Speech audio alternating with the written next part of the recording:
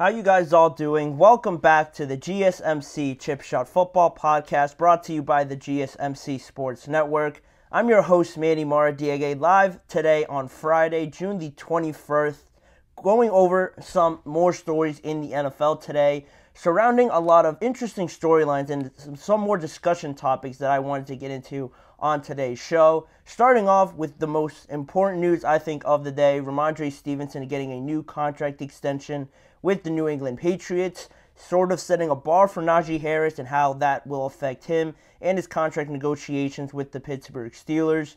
Then we're going to go over a potential solution to the quarterback market just growing and growing over the last few years. What could be a potential solution to that, and how could these quarterbacks and their contracts keep growing over the next few years, and what can be done about that?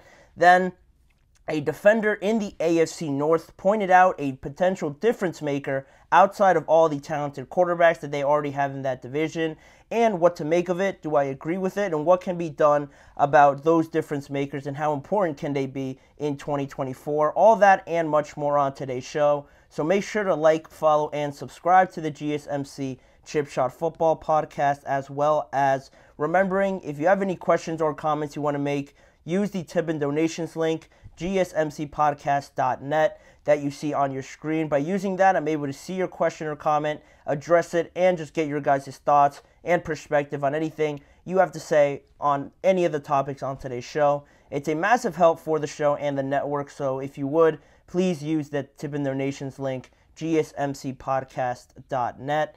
But in saying that, we'll get back to the first topic and start off by talking about that new contract that Rhamondre Stevenson got with the New England Patriots. Yesterday, it was announced a 4-year, $36 million deal between Stevenson and the Patriots, keeping him there for the foreseeable future until his 30s. He is 26 years old and has $17 million guaranteed going his way from the Patriots. He was only able last year to play in 12 games because of a high ankle sprain, but the year before that, in 2022, he was the Patriots' leading rusher, tallying over 1,000 yards, 5 yards per carry, 5 touchdowns, 69 receptions, and 421 receiving yards. And they might not be the most popping numbers in terms of stats, but the fact that over the last 3 seasons he was splitting carries with Damian Harris, Ezekiel Elliott, now he really steps into the limelight to really be that workhorse running back. They also signed Antonio Gibson this offseason, but I would still expect, based on just my evaluation of it and what head coach Gerard Mayo has said about the topic, that Rhamondre Stevenson will probably predominantly get most of the carries this season. They feel that gives him the best chance to win, and I would have to agree with that, just because he has been pretty dominant is the word that pops up right away during his time here with the Patriots. Slow uprising and development, but recently, over the last few years, he has become more and more of a difference maker for the Patriots, and just fitting their style, I think, that they could sort of go to when maybe they don't have the most prominent, elite, bona fide wide receivers, the most elite quarterbacks maybe anymore. We'll see how Drake May turns out, but going to a running game and having a solid running back and a pretty decent O-line is a great way to do that. And Rhamondre Stevenson has been with the Patriots so far that he is actually only 3,188 yards away from becoming the franchise leader in terms of rushing yards.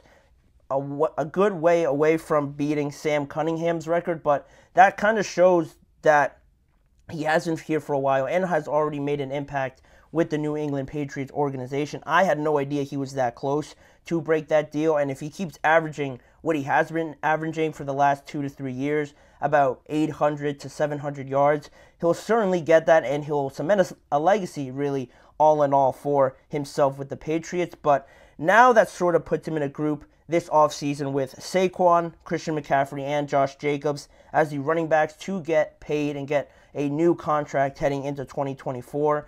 That is all well and good for the running backs. I'm sure every running back loves seeing their peers get paid to sort of try and uptick that value that the market has sort of fallen off a little bit. Now they get some more guys getting paid. Christian McCaffrey is getting paid almost $20 million per year on his new contract. So hopefully this is a turning point a little bit for the running back market. You'd love to see that, because some of those guys that I mentioned, Christian McCaffrey, Saquon, and Rhamondre Stevenson even too, are very much difference makers for their organization. So hopefully it can get back to a little bit more of an equal sort of look for this running back market. But what does that mean now for Najee Harris? I wanted to switch over to that a little bit more because he is now probably the most prominent name in the running back market that needs a new contract extension, because like we talked about yesterday or a few days ago, that the Steelers didn't pick up Najee's fifth-year option. They declined it, so this year, 2024, will be the last year on his rookie deal. And it does come down to a tough decision for the Steelers, because at one end, how much more can Najee do for this organization to earn himself a pretty good contract, something that is worth what he has brought to the Steelers? But at the other hand, where do they stand on feeling comfortable maybe paying Najee Harris $9 million, $10 million? Because what Rhamondre Stevenson just got, 36 for 4 years, $9 million per year, that's probably the absolute minimum I would think Najee would accept by the Pittsburgh Steelers. And you can't blame him, because basically Rhamondre and Najee have pretty equal careers in terms of being in the league 3 years. Also 26 years old. Rhamondre just got his deal this year. Najee needs one now too. And if you look at them side by side, a comparison, Najee has bested him in yards in the NFL. In touchdowns, he has significantly more carries than Rhamondre Stevenson does. And Rhamondre, with all that being true, is making $9 million per year already. So based on that, you can only think that Najee believes that he definitely deserves at least absolute minimum $9 million from the Pittsburgh Steelers. And if you look at some of these numbers too, I wanted to bring them up because 3 years in the NFL as a running back, and talking about running backs and how they do so much, you think of Christian McCaffrey in the passing game, the running game, and just being a weapon all over. Even to Alvin Kamara, Saquon, now them being in the league a few more years, how they've developed into this workhorse running back now later in their careers. But already Najee, since coming out of college, out of Alabama, and straight into the Pittsburgh Steelers, he got 307 carries as a rookie, and he has 834 carries through 3 years in the NFL, which is just insane. Almost 1,000 carries without even getting your first contract extension is a lot of work on Najee. And like I mentioned before, he has averaged 1,000 yards in each of his first 3 years, the first running back in Steelers history to do that. And also, some more of his stats: 22 touchdowns in 3 years, 28 touchdowns if you include the 6 receiving touchdowns on top of all of that. And with all of that being the case, those sort of numbers that I just threw out there, 834 carries, 1,000 yards each year, just right out of college, those numbers are what you'd expect out of Christian McCaffrey, Saquon, Alvin Kamara, some of these running backs now at this point in their career. Najee has been doing this since he stepped foot in the NFL right out of college. So it does have a different level to it, a different feeling for this, because how he's performing now, you can only, I guess, from one end expect him to get better because he is 26, but on the flip side of that, playing devil's advocate, because he's done so much already, is that too much wear and tear on him that you can't really expect him to improve so much because his body's already taken so much punishment? There's a bit of give and take there, obviously something that the Steelers have to work around and discuss, but to me, just based on what he has done so far in a very tough period with the Pittsburgh Steelers, and being there since the rebuild, being there since all the tough times, the rough offenses, just doing everything that he can from a running back position, I think he has earned himself at least $10 million in reality from anybody. If it doesn't happen to be with the Steelers, that's the reality of it. If the Steelers feel that isn't something they could squeeze into their salary cap, then they're going to have to part ways, because Najee, I think, shouldn't sell himself short for everything that he's done already. I think 10 should be the minimum for him. And not a lot of people talk about him, obviously, because of the team success. And just other than that, it's not too flashy. The Steelers run the ball a lot more, and you can see it evidently from the amount of carries he already has. But he isn't really talked about in the limelight of Christian, of Saquon as much, just because I don't think it's too out there so much in the media, where with the Steelers, they're not in the media too much. They're not really talked about as much because there's nothing really to talk about when the games aren't entertaining, low-scoring games. Najee's doing great, but maybe it's just not out there as much as what you see from Christian in some of those games with the 49ers, even with Alvin Kamara and doing everything that he does in the passing game as well. It's not as flashy, but if you really look into it and how much Najee's already contributed to this offense, $10 million is what he should get. And will he get that in this sort of running back market? I think someone will give it to him.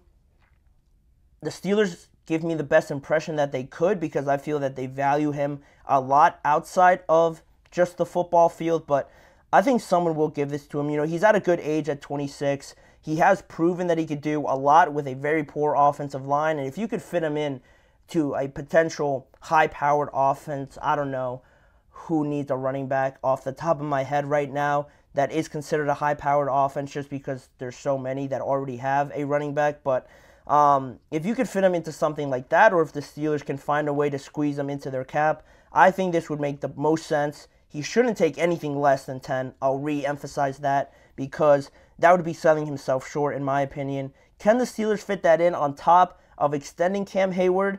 A very tough decision, because those are two of your captains right there, two of your locker room leaders. So it's going to be definitely a tall task for the Steelers. They don't negotiate again during the regular season, so both of these, maybe one of them, maybe none of them, are going to get done before the start of the regular season in September. So we are coming down to it a little bit here. About 2.5 months left now for those deals to get done. So keep an eye out on that. Those will be two of the most important ones for two massive pieces for the Steelers on each side of the ball to look out for. But again, Rhamondre Stevenson gets his contract, and now he'll be cemented there with the New England Patriots for years to come. So with that being said, we're going to take a break from the show. We're going to go into our first break, and when we return, we're going to talk about the quarterbacks even more now, and a potential salary cap only for the quarterbacks that was brought up, that has been discussed around the NFL as a potential solution to this rising quarterback market that we continue to see over the last few years. Is that a good idea? And what else can be done about that with the quarterbacks earning so much? We're going to get into that right after this. You're listening to the GSMC Chip Shot Football Podcast.